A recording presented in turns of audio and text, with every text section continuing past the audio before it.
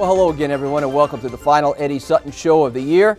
And Eddie, the season came to an end earlier this week in Ann Arbor, Michigan, a season with enough twists and turns to fill several of those chapters that you're going to write in your book someday. Well, we had competition from two ball clubs that, in my opinion, could have been in the big dance. I think Tulane and the University of Michigan both were on the bubble, and they didn't quite make it. Both of them had outstanding seasons, outstanding ball clubs. We beat Tulane 79-72. The Wolverines got us 75-65 to end our season. But, you know, when you look at all of the injuries that we had, I'm proud of this basketball team, the way we fought back, the way we played the last 3 weeks of the season.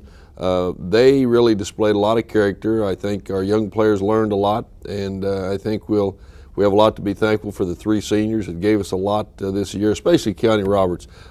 He ended a marvelous career, and we're going to miss that guy. We're going to miss Maurice Robinson and Marlon Dorsey, the three seniors.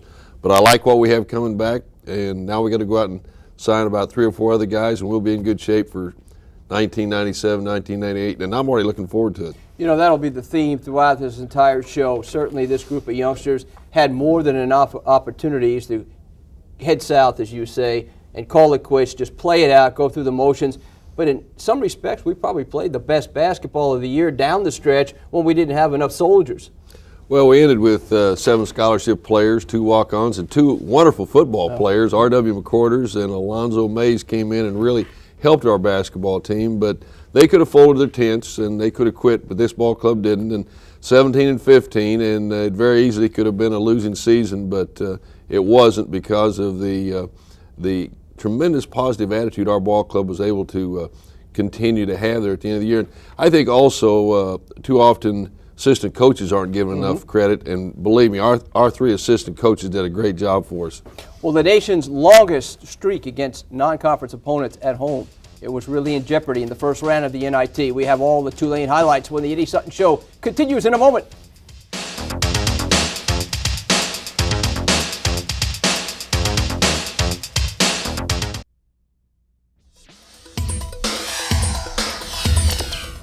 We all know about Joe. He does a great job on the Cowboy Radio Network, and he's a real friend of Oklahoma State University. Welcome back to the show. And Eddie, we were talking during the break. This visit from Tulane was a real serious threat to that home court winning streak over non-conference opponents. We tried to get it to 70 that night, and they took it right to the wire. You know, it's unbelievable that you could beat, non-conference opponents well over a decade, 70 straight times, and that's what we were able to do. We talk about Gallagher-Iba Arena, and I've been able to coach in some wonderful places that had tremendous home court advantage. None better than Gallagher-Iba.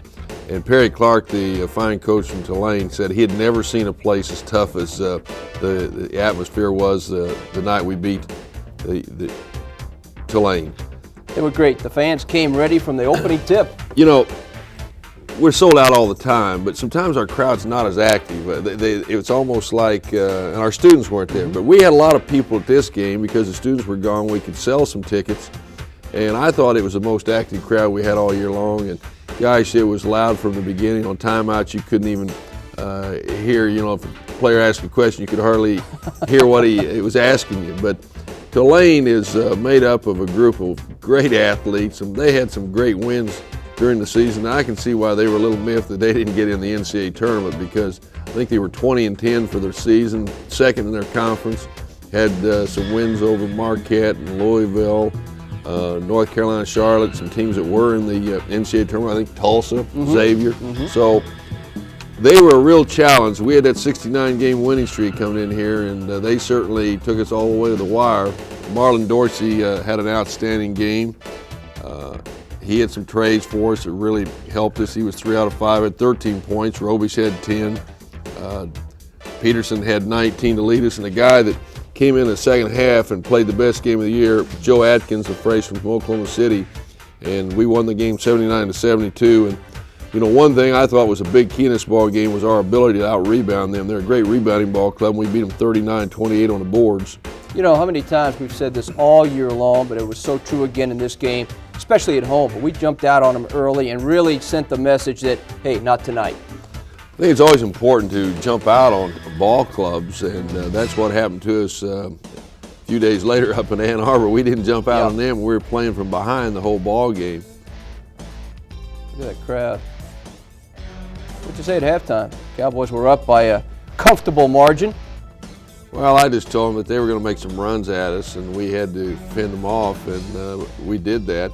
And I thought our ball club did a remarkable job. Keone Roberts has been in foul trouble many times this year, and he got in foul trouble in this ball game. And yet our guys really pulled together. Great follow shot there by Keone Roberts on a miss shot.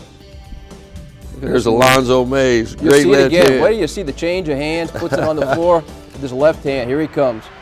He's been a lot of fun to coach. I tell you, I hope he has a great football season this fall. I know Coach Simmons and the staff's planning on him being another first-team all-conference player.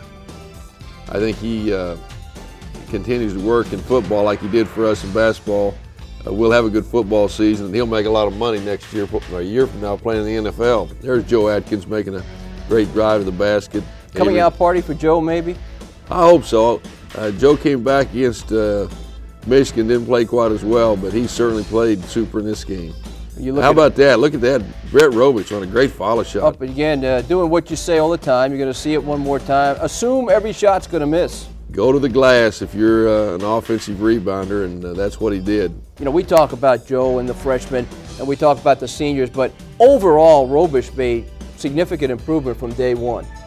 From the time he became eligible at semester, he just continued to get better all year long and rebounded well. In this ball game, he had 9 rebounds and 10 points, almost had a double-double. And I think he had 3 or 4 of those for the season. There's Adrian Peterson, who led our ball club in scoring this year. He'll come back as a junior.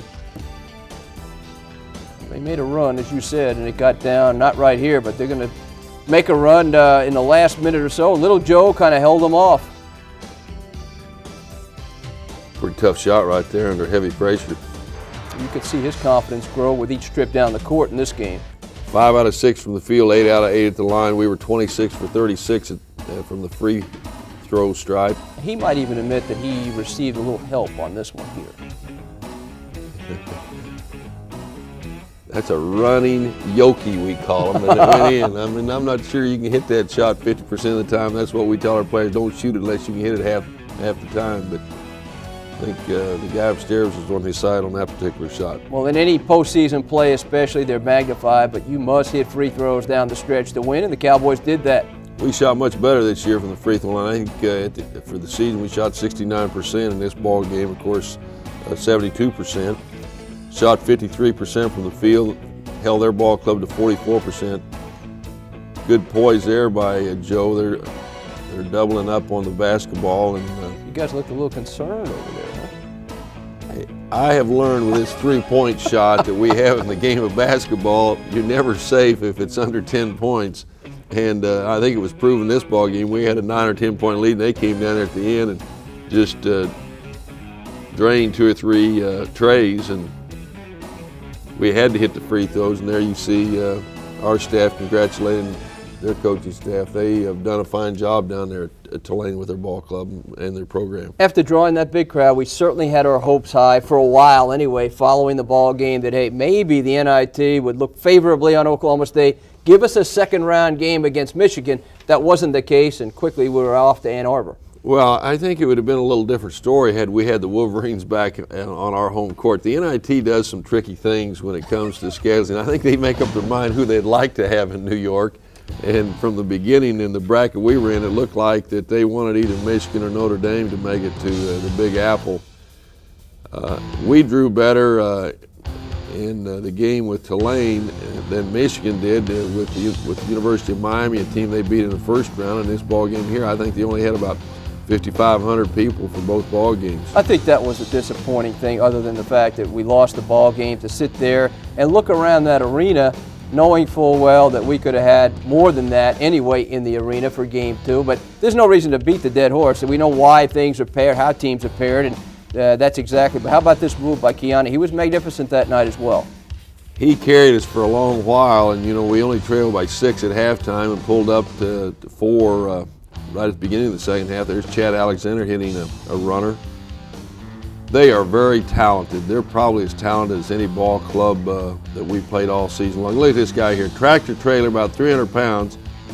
He is unbelievable. When you look at his body build, you don't think he can move, but he can. He can run that fork about as well as any big guy I've seen all season long. Yeah, that sequence you saw with the block by Taylor and Traylor's fast break bucket, that was a good indication of the athleticism we faced all night long.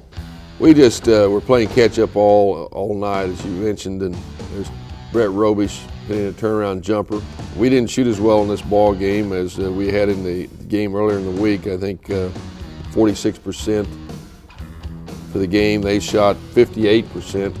And they had a guard who just really was the difference, I thought, in the ball game. Bullock hit us for 28 points on 9 out of 13, including 6 out of 9 from beyond the arc. Four of those 6 came during that 18-4 run that basically broke it open. And this was another game where, well, that's a tough shot right there. Keone just played an outstanding ball game, led us in scoring with 19.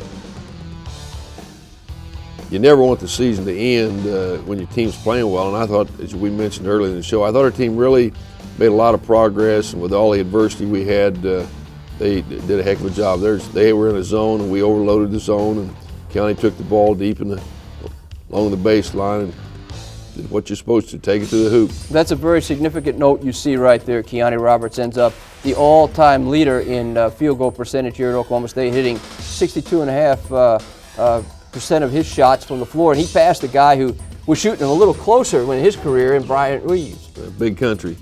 You know, we only shot 8 free throws in this game. They shot 27. Yep. I thought that was a big difference. And there you see me congratulating Steve Fisher, who's done a great job with the Michigan program. And we saw that little graphic there again about the fact that the Cowboys had the 3rd toughest schedule in the nation. 14 of the 25 opponents went to postseason play. We talked about how tough it was going to be and was all year long. I think as we look back on that Michigan game for the final time, it was impressive to me that Michigan probably put us in that knockout zone 4 or 5 times in the game, and the kids had enough reserve and enough courage to come back each time and hang in there. And we got it down to 9 points, and you could almost see some fear in their faces if we could come down and shut them out a couple of times, because Michigan had lost some games late in the year when teams had come from behind to beat them. So we had our chances, but just couldn't. Our defense wasn't as good. I didn't think in that ball game as we had seen it in some of the previous games. Well, as Eddie said, there's a lot of excitement even now about next season. We're going to tell you all about it when we return to the Eddie Sutton Show.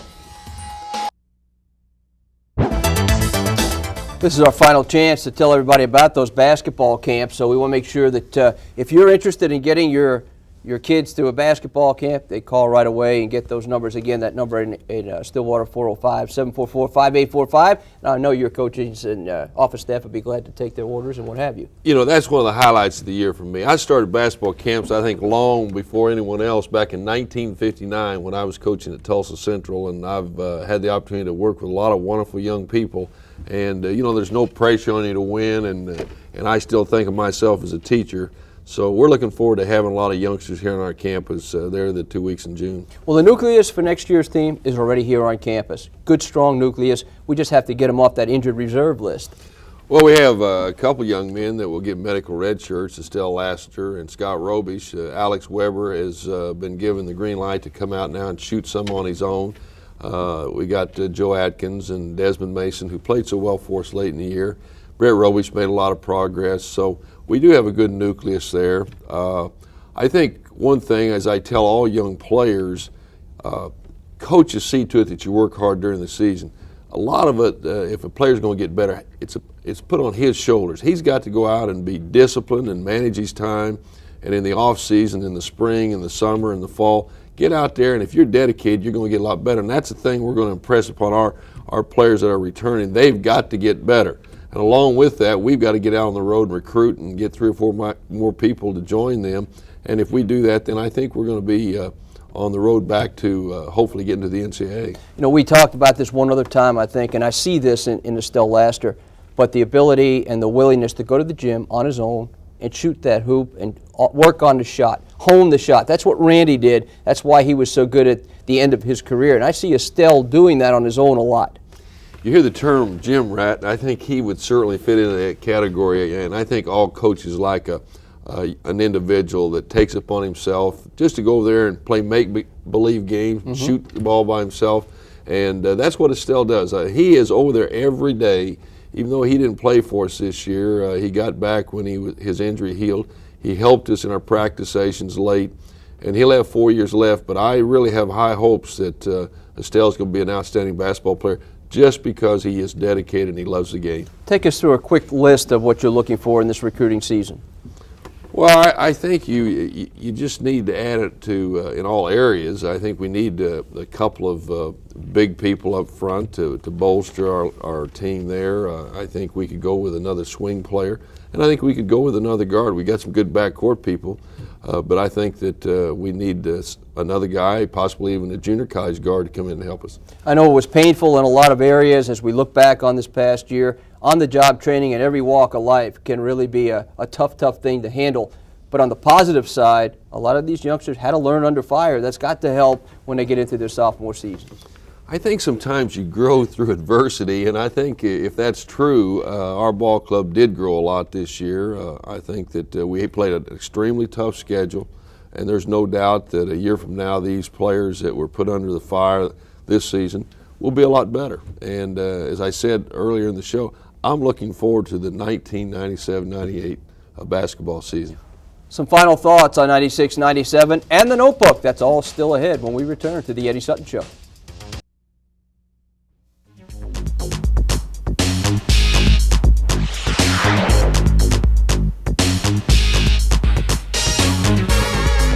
Well, there you see our final opportunity to talk about a very worthy cause.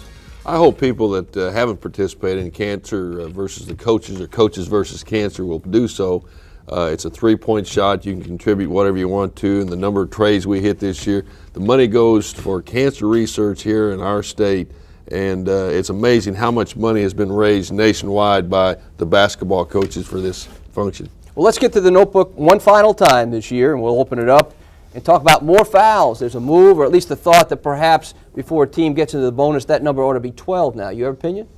Well, I'm not sure they'll change that. You know, the Rules Committee, I don't care whether I like it or other coaches, the Rules Committee meets once a year after the Final Four, and they're the ones that make all the rules for the following year. I'll be very surprised if they change that. Our next item we call Still Working really has to do with the kids during the off season. There is a limited amount of time the NCAA will give youngsters to work with coaches out of season.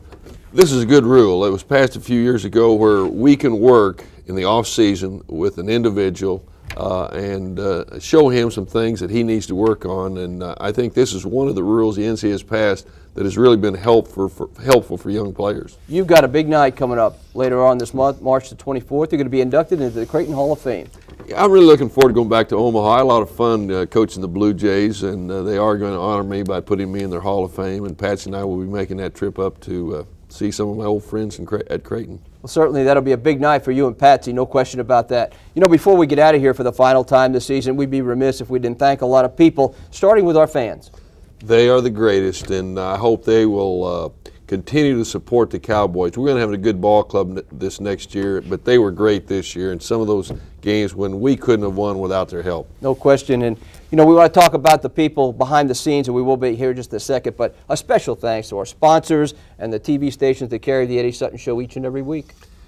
You know, we couldn't get along without them, and I hope people will take advantage and go out and patronize them. And I want to thank all of the TV stations that carry this show and all the people here in this studio that make what I think is a wonderful show. And you, it's been a lot of fun working with you this year. We had a good time, and again, those people behind the scenes, those are the names you see on the credits each and every week. That'll be it for us this year. That's the final edition of the Eddie Sutton Show. We appreciate you being with us all year long, and we will see you right here next year.